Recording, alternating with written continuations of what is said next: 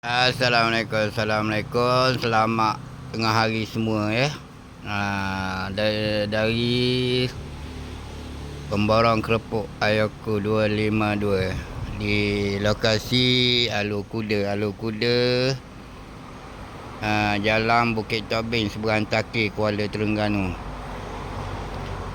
Mana-mana peminat kerepuk tu, tak kira di mana jua, Sabah Sarawak, boleh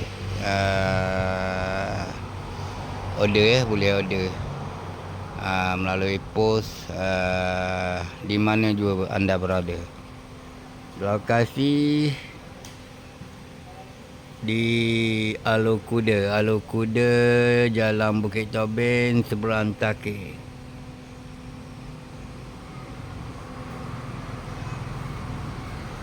Ni kita buat kerepuk getek, kerepuk rebus.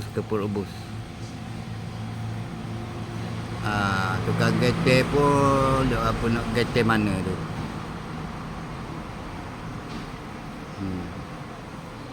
Boleh tengok ya. RM10 24 batan. Kerepuk rebus RM10 24 batan. Kerepuk goreng RM10 25 batan. Kerepuk goreng RM10 25 batang. Kerepuk ni walaupun sejuk pun tapi dia lembut rasa sangat enak. Sangat enak. 2 hari lepas pun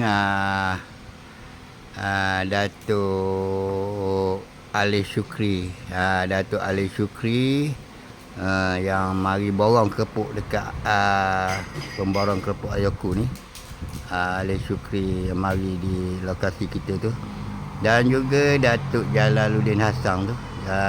Datuk Jalaluddin Hassan juga berkunjung di kerepuk Ayoko 252 Empire di lokasi Alur Kuda, Jalan Bukit Tobing, Seberang Takir, Kuala Terengganu. Mana-mana yang nak rasa kerepuk Ayoko boleh mari. Kita akan beri rasa tu. Untuk mana-mana pengunjung tu.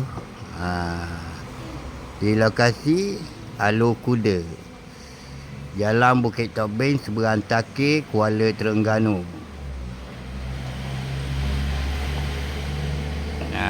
Kita akan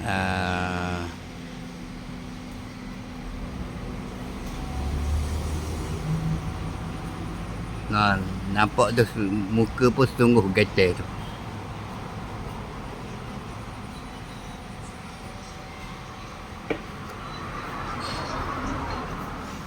Ni getek kot ni dekat getek kot, tapi dok getek mana ni? Duk live. Duk live.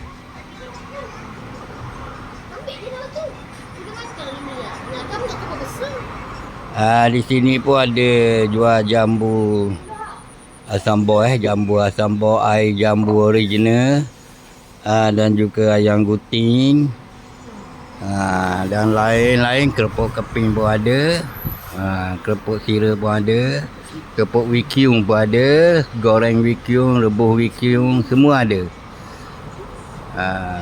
Di lokasi Alur Kuda, Jalan Bukit Tobing, Seberang Takir, Kuala Terengganu. Selamat datang.